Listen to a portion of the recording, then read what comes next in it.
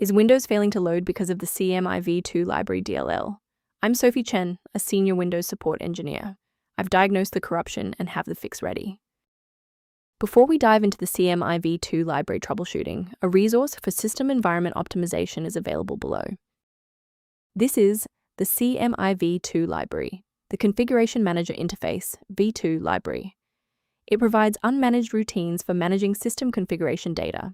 It facilitates the orchestration of localized setting manifests and coordinates data links for modern Windows deployment tools.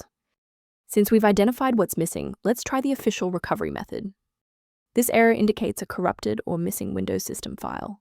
Open command prompt as an administrator and run sfc/scannow to restore core components including cmiv2 Library DLL.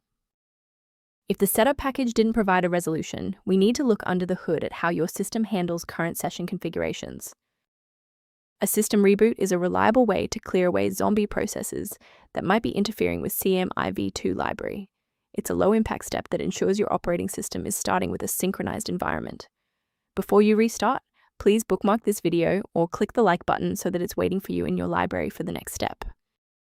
With the restart confirmed as ineffective for this instance, let's analyze the registry settings next. If you need to pause the video while navigating the registry editor, feel free. Sometimes a simple restart isn't enough for broken runtimes. Follow these steps to refresh the redistributable files. First, go to Control Panel, then select Programs and Features. Second, find every Microsoft Visual C++ Redistributable 2005 through 2022.